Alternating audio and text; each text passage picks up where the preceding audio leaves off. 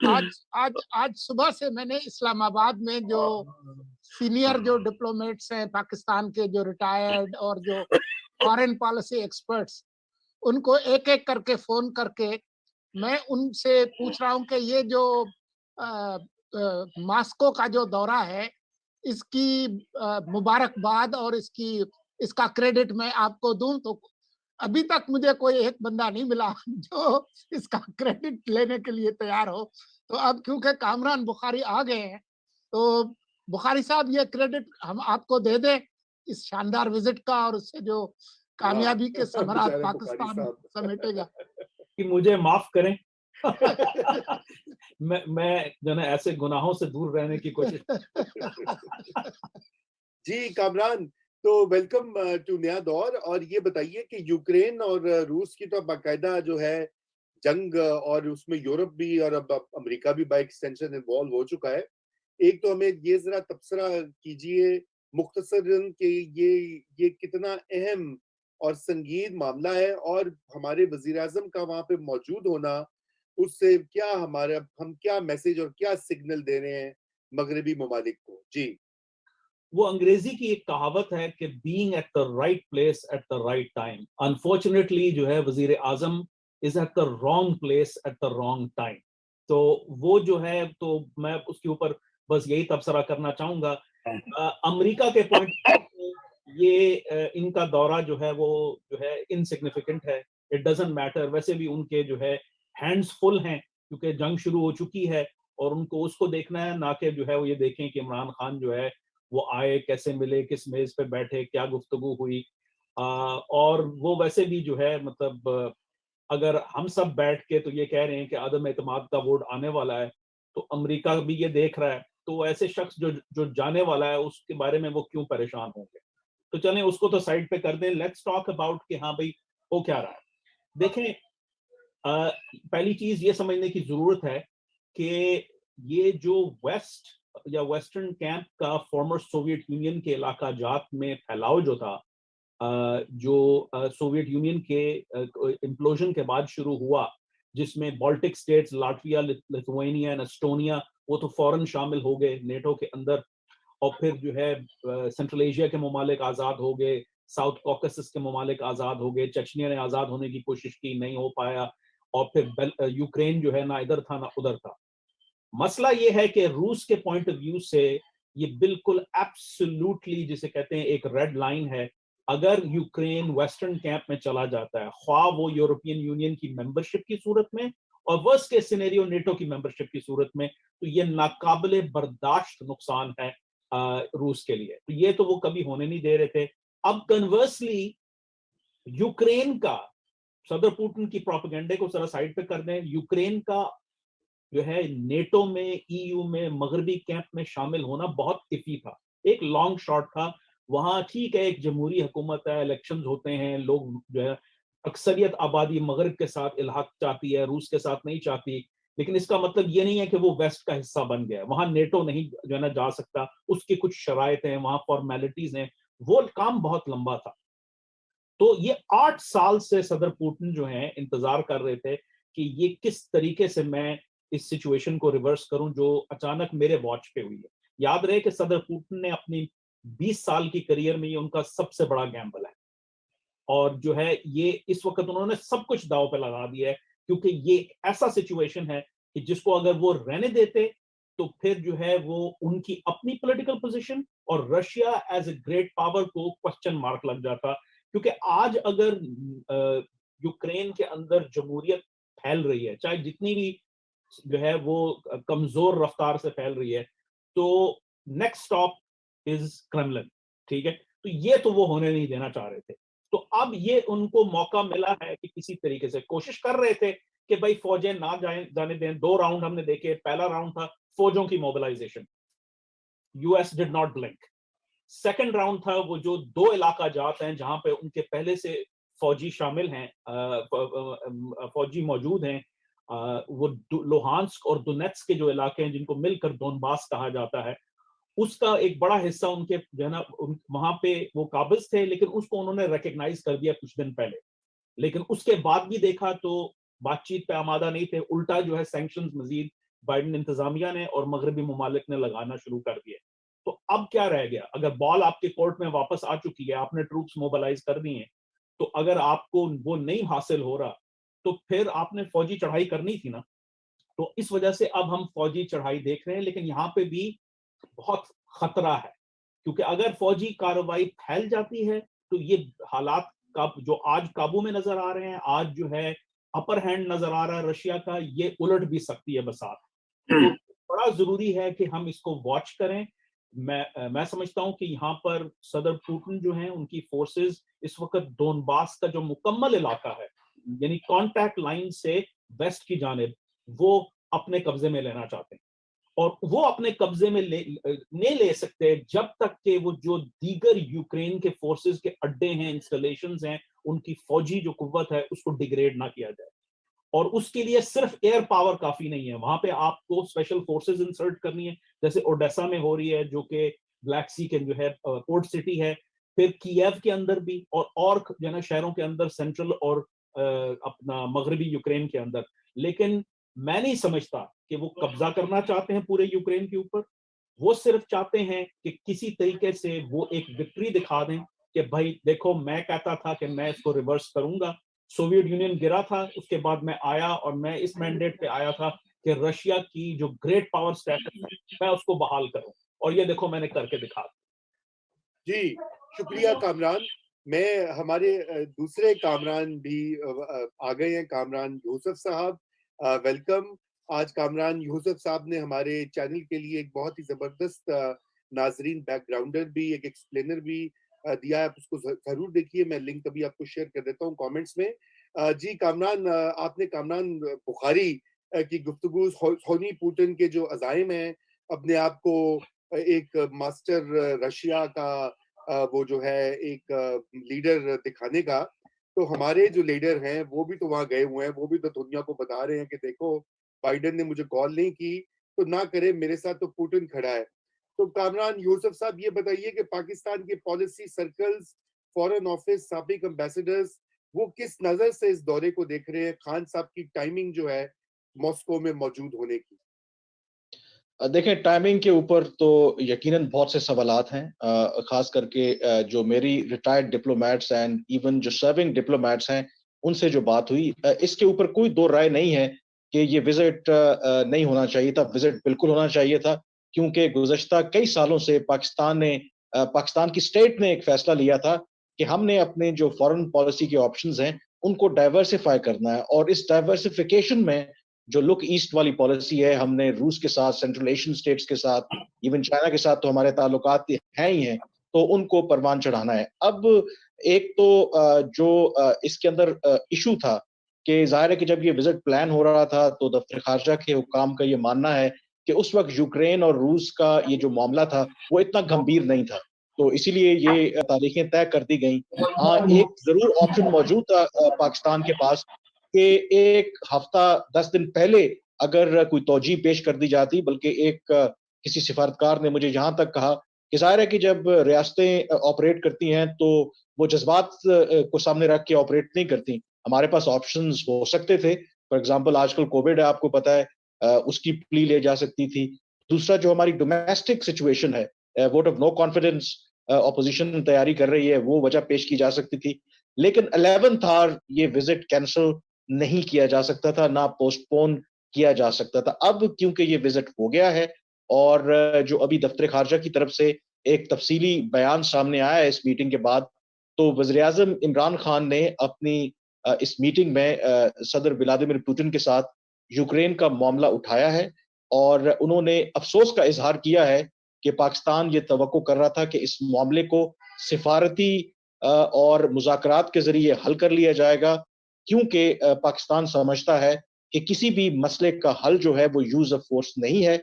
और उन्होंने इस बात को दोहराया कि पाकिस्तान की ख्वाहिश है कि जो भी मसाइल हैं वो मुज़ाकरात के जरिए और डिप्लोमेसी के जरिए हल किए जाएं। तो पाकिस्तान ने और वज़ीर-ए-आज़म इमरान खान ने ज़ाहिर है कि एक पोजीशन ली है, दफ्तर खारजा का ये बयान सामने आया है, तो लगता ये है कि बावजूद इसके कि ये मीटिंग हुई है, तो पाकिस्तान ने अपनी जो एक पोजीशन है उसका ज़रूर इज़हार किया है इस स्टेटमेंट के अंदर, जिससे ये अंदाजा होता है कि पाकिस्तान को और वज़ीर-ए-आज़म इमरान खान को इस बात का अंदाजा है कि वो इस दौरे पर अगर गए हैं तो उसकी इम्प्लिकेशंस हो सकती हैं, क्योंकि मगरिब, अमेरिका एक तरफ खड़ा है और ज़ाहिर है कि पाकिस्तान के वज़ीर-ए-आज़म का इस मौके पर जाना, दो कि ज़ाहिर है कि यूक्रेन से उसका ताल्लुक नहीं है, लेकिन बाय डिफ़ॉल्ट ज़ाहिर है कि टाइमिंग ऐसी हो गई।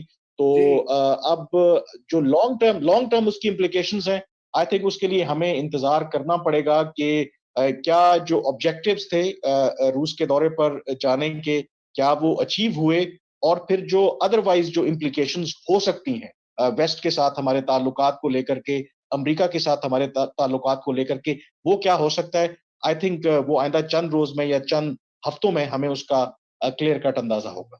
जी, लेकिन कामरान कामरान कामरान मैं को ज्वाइंट स्टेटमेंट आया है,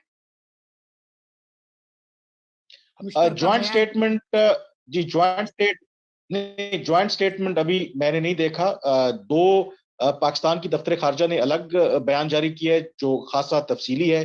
जो रूस की तरफ से मैंने बयान देखा है, क्रेमलिन ने जो जारी किया है, वो बड़ा शॉर्ट स्टेटमेंट है, जी 2 पैराग्राफ का स्टेटमेंट है, और उसमें भी उन्होंने कहा है कि दोनों लीडरान ने बायलैटरल मामलात पर व्यूज एक्सचेंज किए हैं, रीजनल टॉपिक्स पे बात की है, यूक्रेन का उसमें नाम नहीं है, साउथ एशिया का तज़किरा किया गया है। तो अलग-अलग स्टेटमेंट्स आई हैं, जॉइंट स्टेटमेंट अभी तक नहीं आई। तो लगता यही है कि यही शायद फॉर्मेट है, बट क्योंकि अभी ये विजिट ज़ाहिर है कि जारी है, क्योंकि उनकी जो डिप्टी प्राइम मिनिस्टर हैं एनर्जी के को देखते हैं, उनके साथ शायद मीटिंग अभी हो चुकी है। तो ऐन मुमकिन भी है कि जॉइंट स्टेटमेंट आ जाए, लेकिन अगर ना आए तो लगता यही है कि यही एक कॉम्प्रोमाइज़ है, ताकि दोनों जो अतराफ हैं अपनी पोज़ीशन वो रिफ्लेक्ट भी कर लें, ताकि दोनों के लिए और ख़ास करके पाकिस्तान के लिए कोई मुश्किल सूरत-ए-हाल ना हो ऐसी सिचुएशन। कामरान में आपकी जो इस दौरा शुरू होने से पहले जो आपने पेशगोई की थी कि ये सरकारी दौरा नहीं होगा, ये वर्किंग विजिट होगा, जो रूसी सदर की जो वेबसाइट है, उन्होंने जो बयान जारी किया है, उन्होंने वही कहा है, सरकारी दौरा नहीं कहा। उन्होंने लिखा है, Vladimir Putin met at the Kremlin with Prime Minister of the Islamic Republic of Pakistan Imran Khan who is in Russia on a working visit. जी देखें, मेरे ख्याल में जो वर्किंग विजिट है सरकारी विजिट है, क्योंकि अगर आप प्रोटोकॉल देखें, उनको जिस तरीके से रिसीव किया गया, गार्ड ऑफ ऑनर दिया गया, तो ये बाकायदा बायलैटरल विजिट ही है।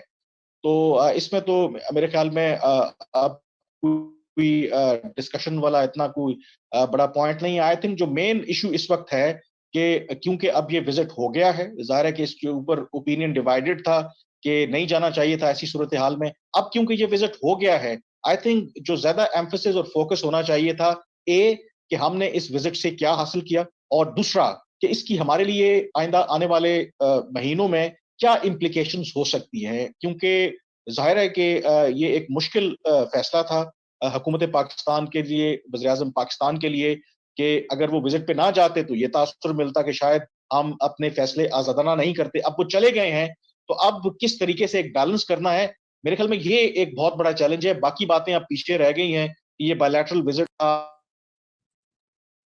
जी जी बिल्कुल आगे म्यूट हो बढ़ते गए। हैं।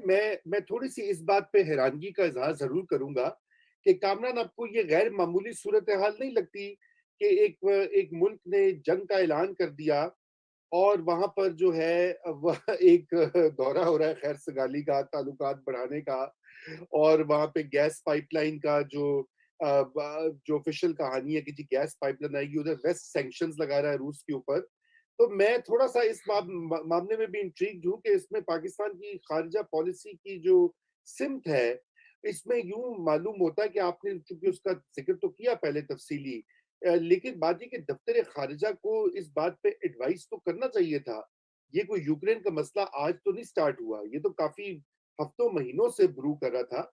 और वो दफ्तर खारजा के वो अफसरान जिनका कि ये फर्ज है कि वो वजीर आजम को सही मशवरा दें, उन्होंने गालिबन सही मशवरा नहीं दिया। मैं चाहूंगा इसके ऊपर एक क्विक कमेंट दें, फिर मैं कामरान बुखारी से भी यही बात करता हूँ। जी देखें, ऐसा नहीं है कि उन्होंने मशवरा नहीं दिया या नहीं दिया होगा। मेरी जो ज़राए से बात हुई है, ये ज़रूर उन्होंने कहा कि हमें बहुत एहतियात करने की ज़रूरत है, बल्कि एक वर्ड भी यूज़ किया जो मेरी एक सीनियर हुकाम से बात हुई थी कि चलें ये विज़िट हो ही रहा है, तो एक डेफ्ट डिप्लोमेसी की ज़रूरत है, यानी कि एक स्किलफुल डिप्लोमेसी की ज़रूरत है। वहाँ पे जाके कोई भी ऐसी बात नहीं करनी, कोई भी कुछ ऐसा नहीं कहना, जिससे ये तासुर मिले कि हम किसी एक कैंप में हैं। तो दफ्तर ख़ारजा ज़ाहिर है कि अपनी असेसमेंट ज़रूर देती है, लेकिन at the end of the day आपको पता है कि वज़ीर-ए-आज़म का ये इख्तियार है कि वो दफ्तर ख़ारजा की जो एडवाइस है, वो उसको ओवर रूल भी कर सकते हैं। जो मुझे लगता है, जितनी मेरी सेंस है, जितनी मेरी लोगों से बात हुई है, तो मुझे लगता है कि दफ्तर ख़ारजा ने तमाम जो इम्प्लिकेशंस हैं, उससे वज़ीर-ए-आज़म को यकीनन आगाह किया होगा। वो उनके ऊपर था कि अब उस एडवाइस को वो कितना सीरियस लेते हैं या वो समझते हैं कि जो भी चैलेंजेस हैं उनसे वो जी, टैकल कर लेंगे। कामरान, यही सवाल मैं आपसे पूछूंगा और जरा मुख्तलिफ पैराए में कि देखिए हमारे जो माशी मफादात हैं उनका तहफ़्फ़ुज़ तो मगरिब के साथ अच्छे ताल्लुकात में ही मुज़मिर है। यानी कि चाहे वो आईएमएफ का मायदे हों, हमारी एफएटीएफ की जो परेशानियाँ हों, जीएसपी प्लस का मामला हो, अमेरिका के साथ एक्सपोर्ट्स बढ़ाने का सिलसिला हो, रेमिटेंसेस भी हमारे वही रूस से तो कुछ नहीं आते रेमिटेंसेस, एक्सपोर्ट से 1% जाती है पाकिस्तान की। तो मुझे ये बताइए कि इस सूरत हाल में ये खारिजा पॉलिसी तो मैंने तो हमेशा पढ़ा है कि ममालिक जो है अपने मफादात देख के बनाते हैं। वो किसी तसव्वुराती जो ख़यालाती पुलाव के तहत नहीं आपकी खारिजा पॉलिसी बनती। ज़रा कामरान इस पे कमेंट हो जाए। जी रज़ा, बहुत अहम सवाल है। तो देखें, इसमें एक चीज़ समझने की ज़रूरत है कि बहुत अरसे तक जो है वो मगरिब और अमेरिका की तरफ बहुत वो पेंडुलम जो है वो हार्ड स्विंग कर रहा था पाकिस्तान का, और वो बहुत ज़्यादा उस तरफ झुकाव था। तो अब ज़ाहिर है जब ये चीन के साथ रवाबित बढ़े और फिर रूस के साथ भी रवाबित बढ़ाने की कोशिश की, तो ये हिकमत अमली कार फरमा की कि भाई हम डाइवर्सिफाई करें अपना फॉरेन पॉलिसी रिलेशंस का पोर्टफोलियो। अब थियोरेटिकली ये बहुत जो है साउंड है, लेकिन अगर आप इसको अप्लाई करना के शुरू करें तो जैसे आपने जिक्र किया क्या क्या मफादात हैं। सदर पुतिन को भी पता है कि जो है वो इमरान खान या पाकिस्तान उनके लिए कुछ नहीं कर सकता, और ना ही वो कुछ जो है ना पाकिस्तान के लिए कर सकते हैं। उनको जब वो जंग कर रहे हैं और जो है वो गुत्थम गुत्था है वेस्ट के साथ, उनको ये एक फोटो आप मिल गई कि भाई देखें जो है आप मुझे आइसोलेट करने की कोशिश कर रहे हैं, तो ये देखें ये दुनिया का 5वां बड़ा मुल्क है, एक जो है मुंतखब वजीर आजम है, और ये आया है, ये आपका भी एलाय है, चीन के साथ भी इनके रवाबित हैं, तो आई एम नॉट आइसोलेटेड। उनको तो फायदा हो गया, पाकिस्तान को क्या फायदा हुआ? कोई फायदा नहीं। मुझे नहीं लगता कि जो है इसमें पाकिस्तान जो है कह सकता है कि भाई हमें कोई फायदा हुआ। हाँ, अब हीले बहाने किए जा सकते हैं कि भाई देखें हमने जो है जाना जरूरी था, या डिवर्सिफाई डिवर्सिफाई वो करता है जिसके पास डिवर्सिफिकेशन की जो है वो कैपेबिलिटी हो, कि आपके जो है रिलेशनशिप इधर हैं भी हैं उधर भी हैं, आपके पूरे का पूरा फाइनेंशियल जो है वो पाइपलाइन वेस्ट के साथ जुड़ी हुई है, आप उनसे कर्जे मांग रहे हैं बैठ के, और फिर जो है आप ये काम कर रहे हैं, तो इट डजंट मेक सेंस। ये वो मतलब हम अक्सर सुना करते थे जी भारत का बड़ा वो डिवर्स पोर्टफोलियो फॉरेन रिलेशंस का, तो हमें भी करना चाहिए। तो भाई भारत की रियलिटी डिफरेंट है, उनकी जो इकोनॉमिक्स है वो सिंक करती है। फिर हम बात करते हैं जियो इकोनॉमिक्स की, और इस पाइपलाइन की बात हो रही है। ओ भाई, अगर रूस के ऊपर पाबंदियां ना भी लगें, पैसा कौन लगाएगा उसके ऊपर? रूस लगाएगा। उनके पास तो कोई जो है ना खास पैसे नहीं है, ना उनको उन्होंने कभी दिए हैं पाकिस्तान को, ना वो इस तरह से कहीं जो है उनकी कोई और मिसाल है कि इतने बड़े पैमाने के प्रोजेक्ट के ऊपर वो पैसे खर्च करेंगे।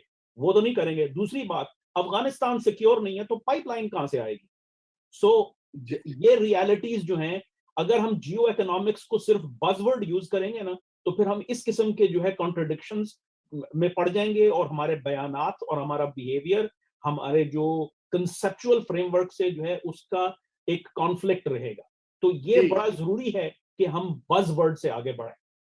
जी, जी, बिल्कुल, बिल्कुल। मैं मुज़म्मिल साहब की तरफ बढ़ता हूँ। मुज़म्मिल साहब, मुझे ये बताइए, आपने देखा होगा कि इमरान खान साहब के जो चाहने वाले हैं और हमारी वो इसको एक बहुत बड़ा संग मील बना के दिखा रहे हैं। वो कह रहे हैं देखो जी, इमरान खान की वर्ल्ड लीडर्स में शुमार हो गया है। वो एक आलमी कद और काठ में उनका इजाफा हुआ है, वो जाके दुनिया इमरान खान की तरफ देख रही है। सुलह अगर आप देखें ना, जो यूट्यूब पे बहुत सारे थम्स सर्कुलेट हो रहे हैं, तो उसमें तो जैसे बाइडेन ने घुटने टेके थे और एब्सोल्युटली नॉट कहा था खान साहब ने, इसी तरह अब पुतिन जो है वो भी शुक्रगुजार है कि इमरान खान ने आके तो उसको थापड़ा दिया है।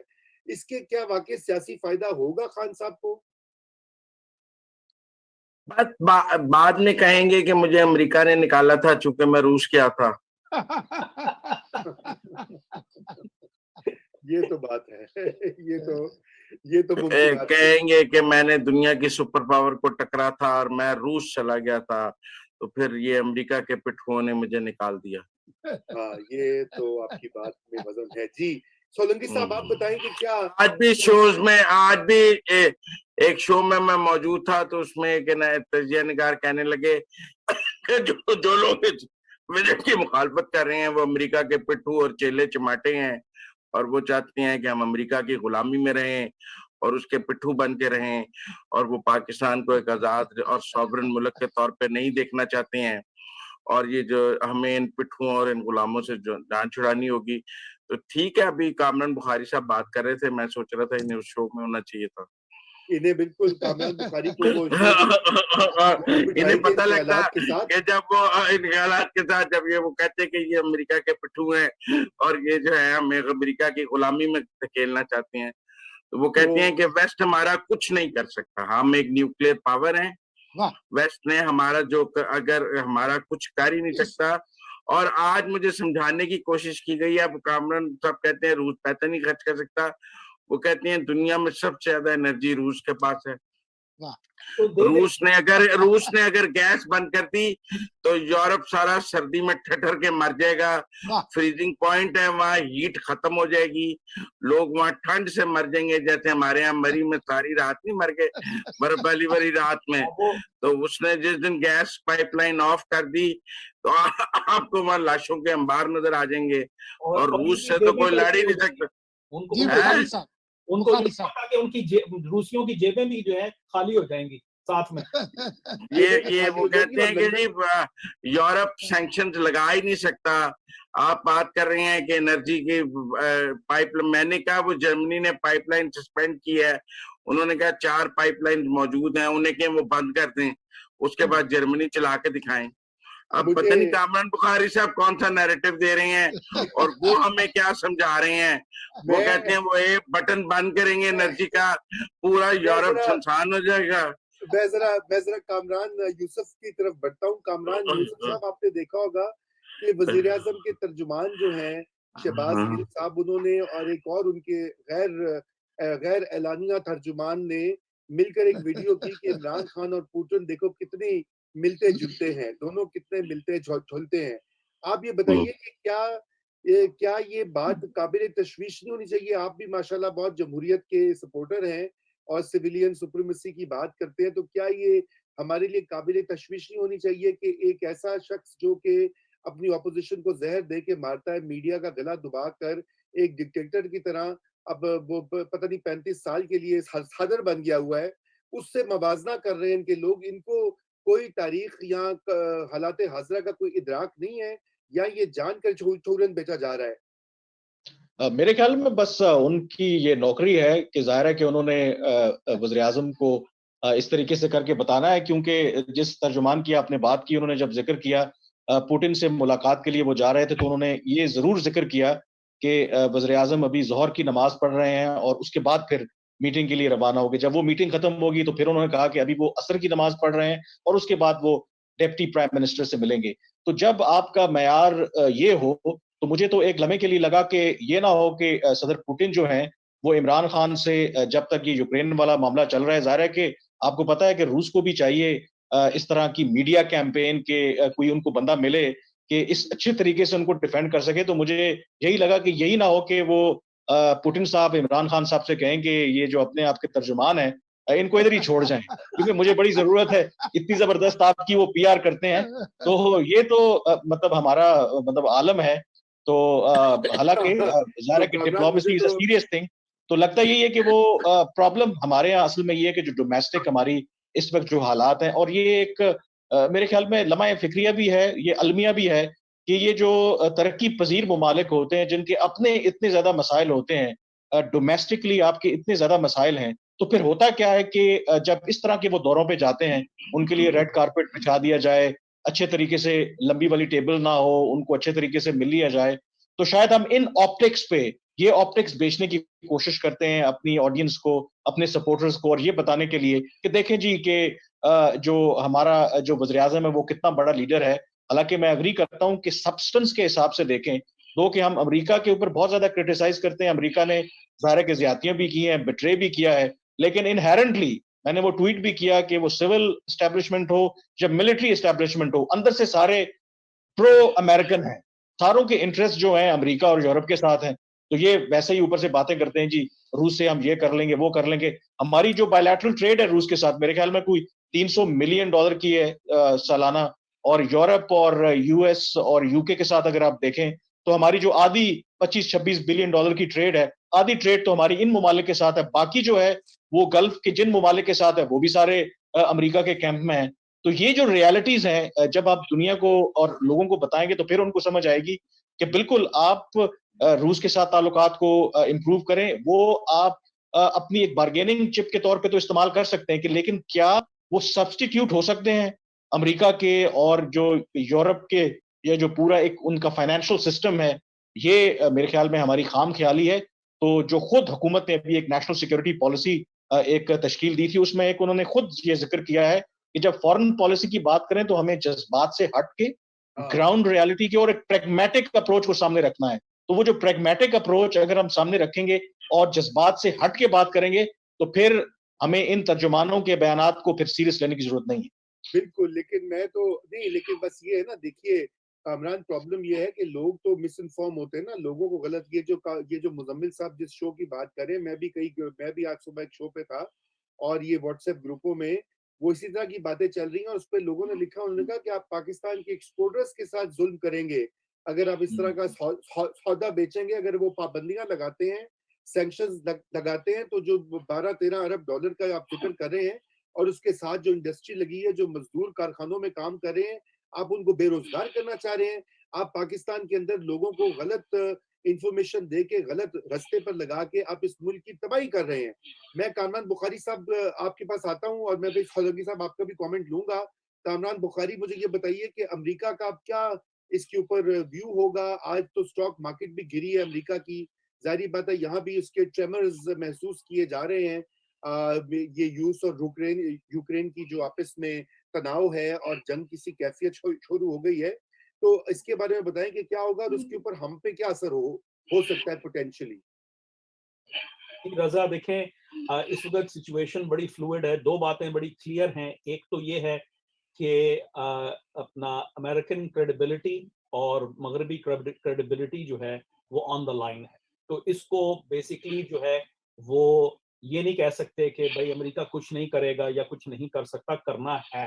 अब वो क्या करेगा वो अब आने वाले वक्तों में नजर आएगा। जहां तक मेरा अपना अंदाजा है, एक तो सैंक्शंस को बहुत ज्यादा टाइट किया जाएगा ताकि पेनफुल हो रूस के लिए और सदर पुतिन के लिए और उनके साथियों के लिए, और वो फिर जो है उनको मेज पे वापस लाना है। क्योंकि बात यह है कि जंग तो शुरू हो जाती है लेकिन वापस आपको मेज पे आना है, चाहे 6 महीनों में आए तो चाहे साल में आए, तो जो भी है, लेकिन उसको कम से कम करने की कोशिश की जाएगी। एक ये ऑप्शन है। दूसरा ऑप्शन ये है कि वो चाहेंगे कि जो रूस की फौजें फंस जाएं इस मुल्क में, ठीक है, और ये लेने के देने पड़ जाएं। उसके लिए आई थिंक वो जो है इसी वजह से वो असले का जो सप्लाई है, अभी आप देखें तुर्की की तरफ से भी बयान आ रहे हैं, कुछ उन्होंने ड्रोन्स दिए हुए यूक्रेन की गवर्नमेंट को। इसी तरह जैवलिन मिसाइल्स जो हैं वो बड़ी अगर आप वो बैटल स्पेस जो रिपोर्ट्स आ रही हैं उसमें ये है कि रेजिस्टेंस की रिपोर्ट्स आ रही हैं कि कीव की फोर्सेस जो है भारी रेजिस्टेंस ऑफर कर रही हैं रशियन फोर्सेस को। जो टास्क फोर्सेस भेजी गई हैं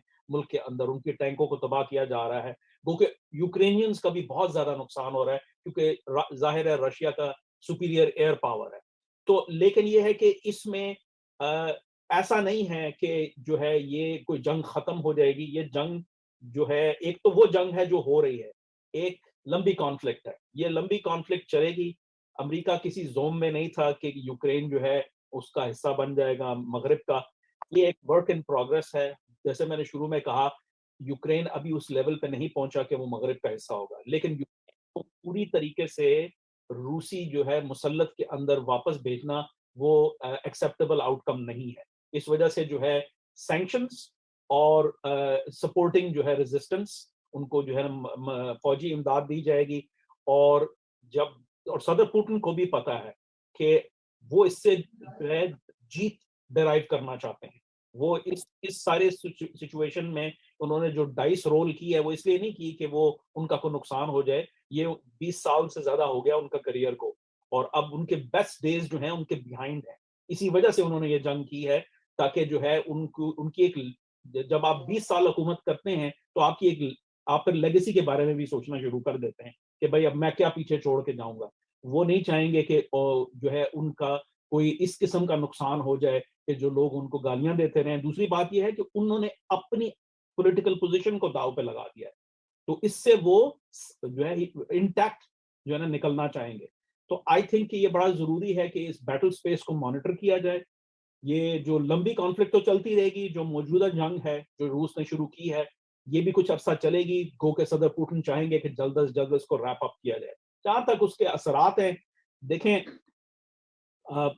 अभी तो चूंकि अमेरिका इस कदर फोकस्ड है यूक्रेन के ऊपर और यूरोप के ऊपर, तो पाकिस्तान तो रजिस्टर नहीं हो रहा, कंप्यूट भी नहीं हो रहा, ठीक है, कि वहां उसके साथ क्या करेंगे। ये इमरान खान के दौरे के ऊपर जो है मेरा ख्याल में जो पाकिस्तान डेस्क है स्टेट डिपार्टमेंट में, bureau of south and central Asian affairs की, उनकी बातचीत चल रही होगी। बाकी हायर लेवल पे I don't think anybody is paying attention.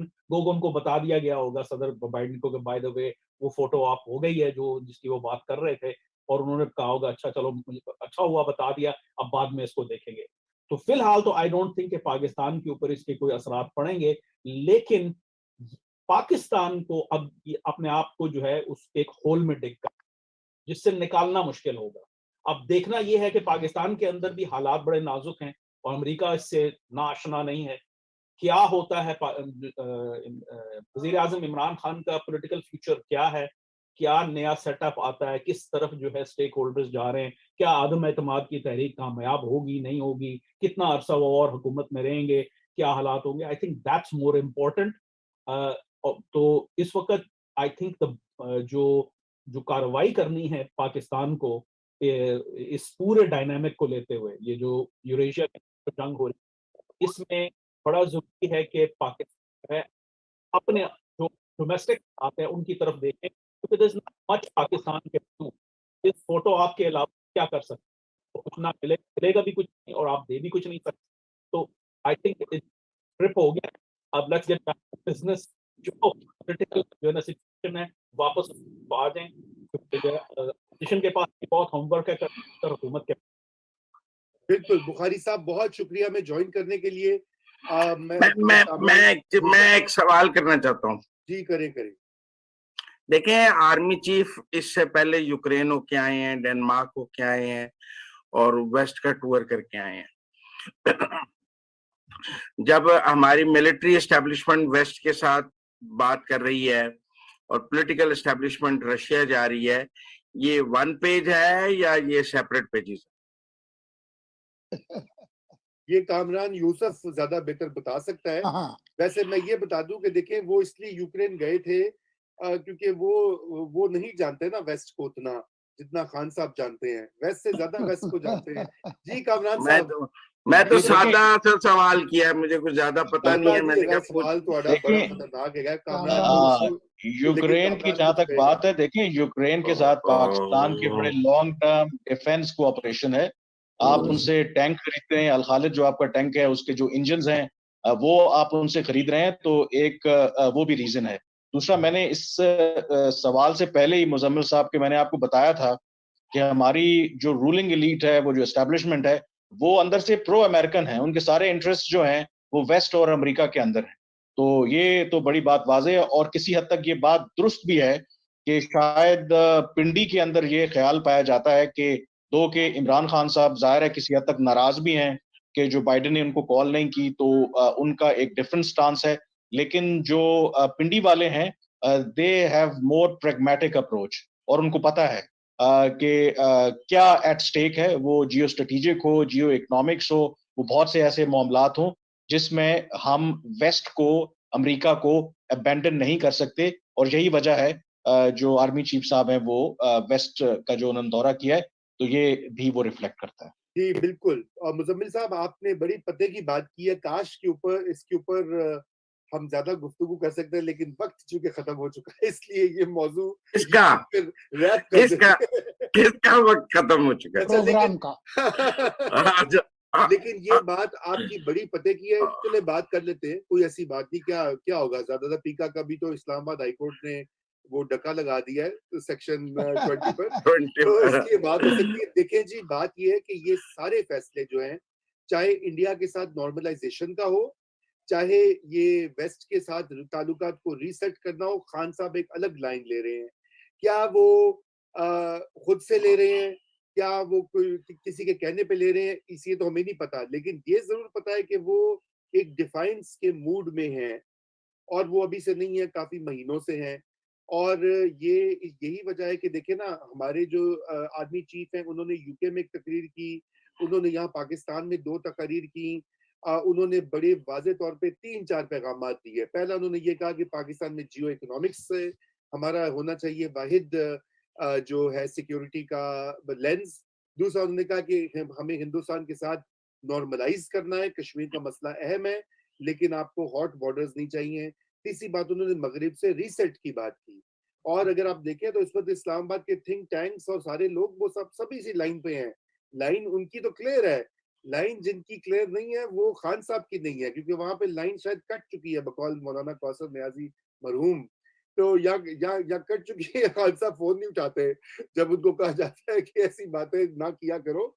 तो बात यह कि ये आपने बड़ी पते की बात की है, और ये चीज आपको शो करती है कि एक डाइवर्जेंस है, ये कैलकुलेटेड है या नहीं है।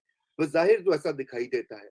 और ये बड़ी बदकिस्मती की बात है कि इसमें पाकिस्तान का जो माशी मुस्तकबिल है, जिसके ऊपर कामरान यूसुफ रोजाना तबसरे भी करते हैं और रिपोर्ट्स भी करते हैं, वो दाव पे लग जाता है। अगर आप इस तरह की जो है ना पॉपुलिस्ट किस्म के ना आकिबत अंदेश फैसले करें, तो उससे आप मुल्क को नुकसान पहुंचाते हैं। मेरा तो ये बड़ा सिंपल सा कहना है।